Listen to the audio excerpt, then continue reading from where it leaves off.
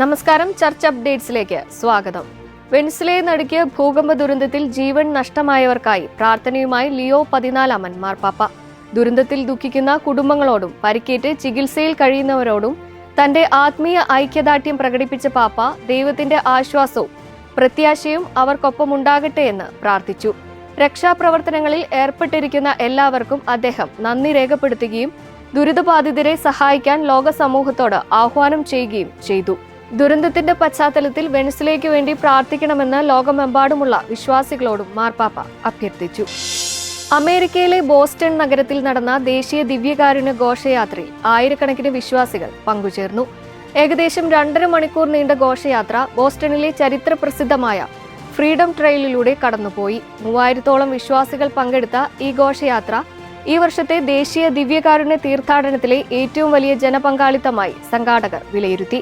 ചരിത്രത്തിന്റെ വഴികളിലൂടെ യേശുക്രിസ്തുവിനെ അനുഗമിച്ച് സഞ്ചരിക്കുന്ന ഈ വിശ്വാസയാത്ര പുതിയ ചരിത്രം സൃഷ്ടിക്കുന്ന നിമിഷമാണെന്ന് ആഘോഷയാത്രയ്ക്ക് തുടക്കം കുറിച്ച് ബോസ്റ്റൺ അതിരൂപത അധ്യക്ഷൻ പറഞ്ഞു. യുദ്ധത്തിന്റെ മുറിവുകൾ ഉണങ്ങാത്ത ഗാസയിൽ പ്രത്യാശയുടെ മനോഹര നിമിഷത്തിന് സാക്ഷിയായി കിൻഡർ ഗാർഡൻ ബിരുദദാന ചടങ്ങ് ലത്തീൻ പാത്രിയാർക്കീസ് കർദിനാൾ PR ബാറ്റിസ്റ്റ പിസബല്ലയും ജെറുസലേമിലെ ഗ്രീക്ക് ഓർത്തഡോക്സ് പാത്രിയാർക്കീസ് തെയോഫിലോസ് മൂന്നാമനും ചടങ്ങിൽ നേരിട്ടെത്തി കുട്ടികളെ അനുമോദിക്കുകയും അവരുടെ കുടുംബങ്ങൾക്ക് ഐക്യദാർഢ്യം അറിയിക്കുകയും ചെയ്തു. 24 കുരുന്നുകൾ ബിരുദം ഏറ്റുവാങ്ങിയ ചടങ്ങിൽ യുദ്ധത്തിന്റെ നടുവിലും വിദ്യാഭ്യാസവും പ്രത്യാശയും കൈവിടരുതെന്ന സന്ദേശം സഭാ നേതാക്കൾ നൽകി.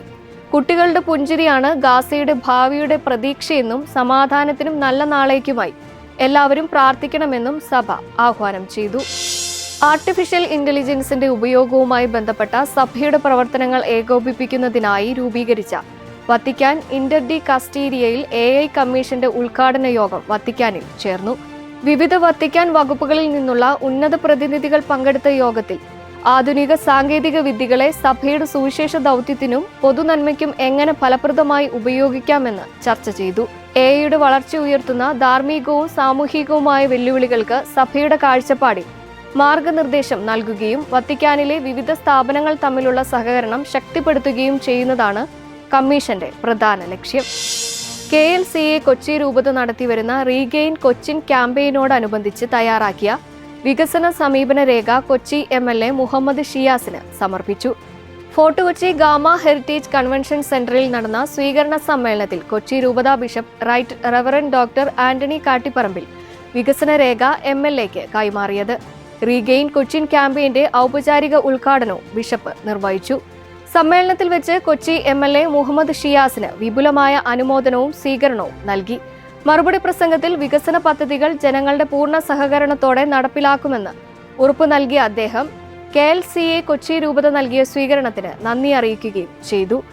KLCA രൂപത പ്രസിഡന്റ് TA ഡാൽഫിൻ അധ്യക്ഷത വഹിച്ച ചടങ്ങിൽ Kochi mayor advocate VK Minimol മുഖ്യ അതിഥിയായിരുന്നു. രൂപത ഡയറക്ടർ ഫാദർ ആന്റണി കുഴുവേലിൽ ആമുഖ പ്രഭാഷണം നടത്തി. ഇതോടെ ചർച്ച് അപ്ഡേറ്റ്സ് പൂർണ്ണമാകുന്നു. നന്ദി.